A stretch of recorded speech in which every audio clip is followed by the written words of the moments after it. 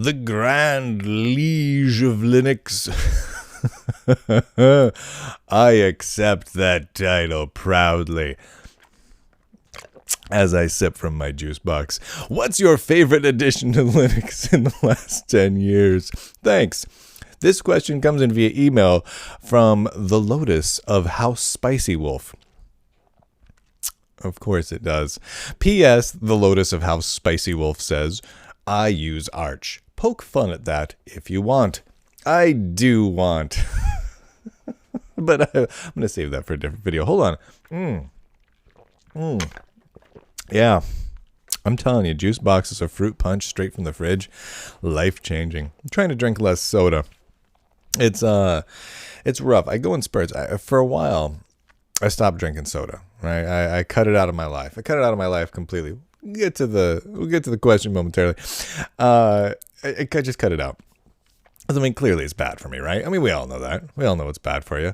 Like, it's one of those things where, you know, a lot of us will look at people who smoke like a pack of cigarettes a day and we'll go, bah, you know that's bad for you. Why are you doing that, right? But yeah, the people are still like, but it's hard. I don't want to quit doing it.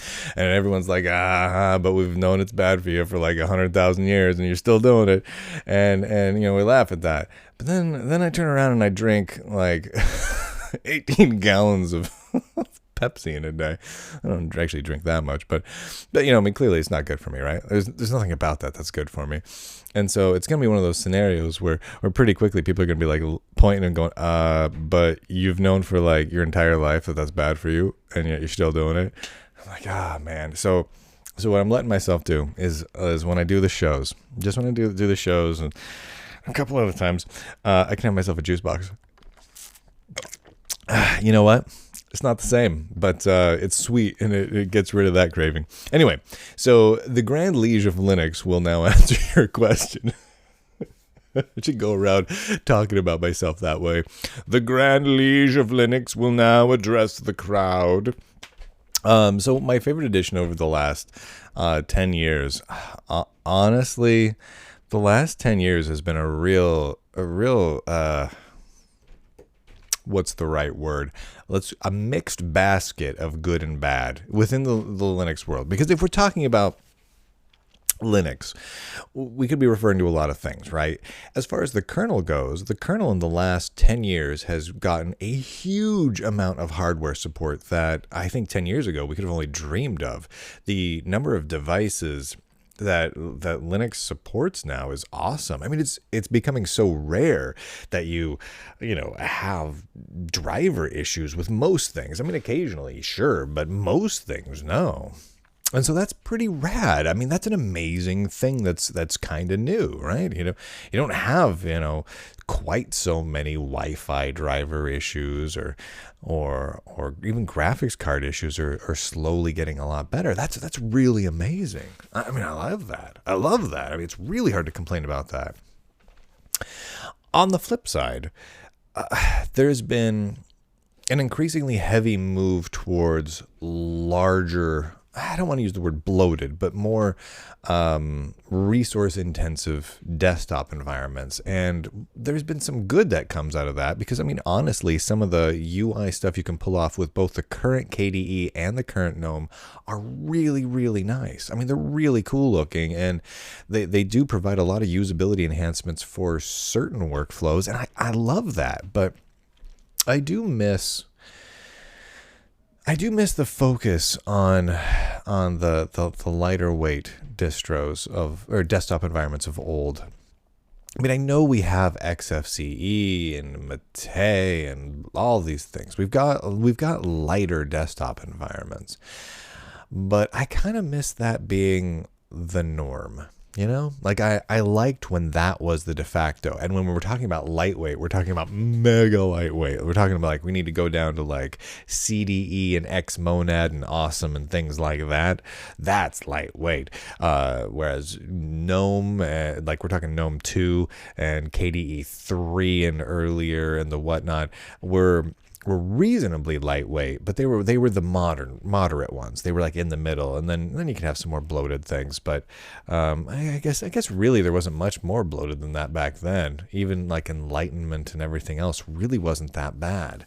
There were some desktop environments like was it the Looking Glass or just Glass, the Glass project? Yeah, the Java 3D desktop environment.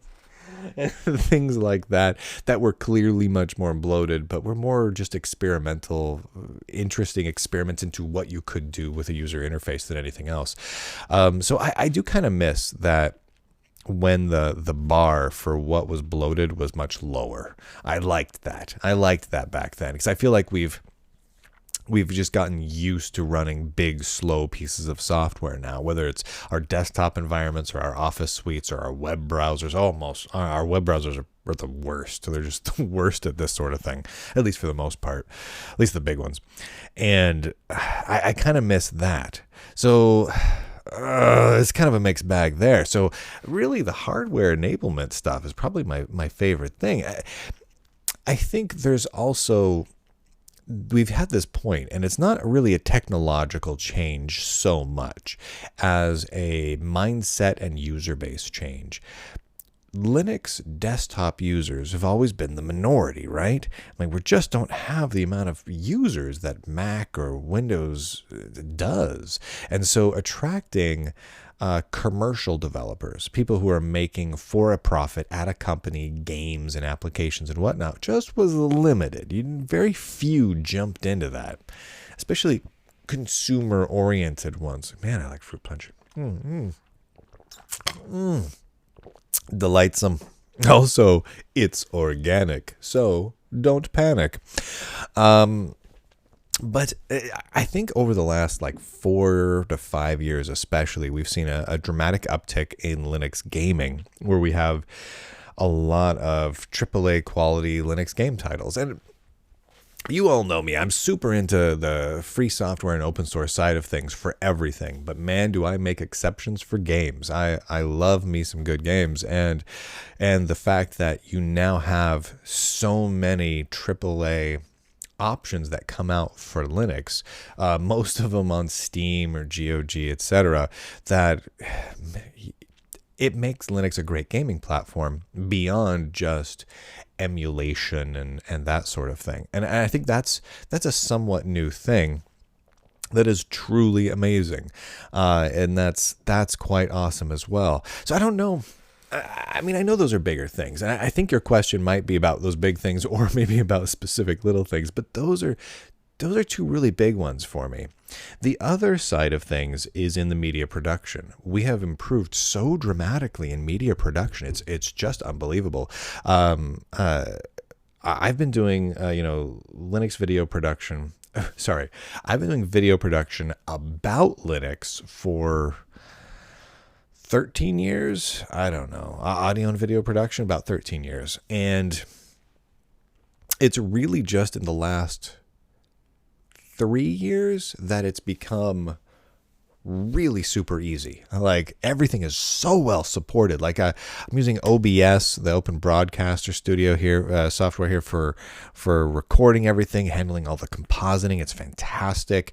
I've got and just to keep things as free as possible, like I've got my camera up here running Magic Lantern, which is kind of the open source firmware for it, and then I'm HDMI and capturing into my Tempest back here, which is also just running Linux, and which is where the OBS is occurring.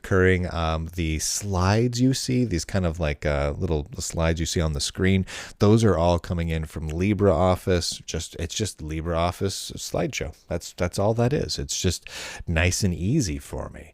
And any video and audio tweaking I can do, Kadian Live is my favorite go-to video editor right now. And I stick to mostly Audacity for the audio production side of things when it's needed. It's great. So my beginning to end workflow is all open sourcey and free software and Linuxy, and it's awesome. And while a lot of that has been possible, especially in the audio production side for many years, man, has it gotten so much easier. Just so much easier, so much more powerful.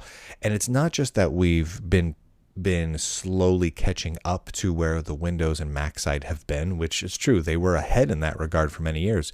We are, from my point of view, from my workflow and production point of view, caught up. And that's not what I would have expected to have happened. I knew in my mind that was theoretically possible, but that was more of a hope. Like, I hope one day we can be on par. And now we're at the point where the software I use... Check that out. Are we going back to live? Yeah, did you see that? That was cool. I'm using I just started using a new camera and using Magic Lantern with all of that sort of thing there, and I think I have the timeout set, so it was about to automatically turn off there on me. I'm back, baby. Anyway, I think those are my favorite things. Yeah, the hardware enablement side of things, the media production, and the fact that we hit enough critical mass of users where there's just enough Linux users, regardless of what the percentage is compared to Windows and Mac, but Linux users. We have a large enough number of us that it becomes viable and interesting to, if not develop for Linux outright, then to at least consider a port to Linux for big game titles. And that's awesome. That's wicked, wicked awesome. Those are some big deals. Also, I won't forget, I will make fun of you for using Arch at some point soon. I promise, buddy. I'll get there, Lotus of House Spicy Wolf. And if you want this rig back here, this Tempest, you can't have the Lunduke edition Tempest because, well, that's mine. But you can get a Tempest and spec it out yourself to kind of match mine. Put a nice little Core i9 in it. Get a fancy M.2 drive. Just delightful. You can go get that over at pogolinux.com. Spec it out, a nice little configuration page, and even if you don't plan on buying it, you can lust after it. Take a screenshot of the page after you configure it and send it to your significant other, just with a note that says please. And if you want to reach out to me and ask me questions, I need more from my juice box. Oh yeah, I'm gonna need a juice box refill. Go on over to lunduke.com. Lunduke.com is where it's at. There's hyperlinks all over the place. You can support the show. You can ask me questions. You can see all the different ways to watch the show, including over at librarylbry.com. It's the place to be. You can get the MP4 version of the show with no DRM or any awfulness there. It's all open and decentralized and blockchainy, which is fantastic. All right. Seriously, I need another juice box.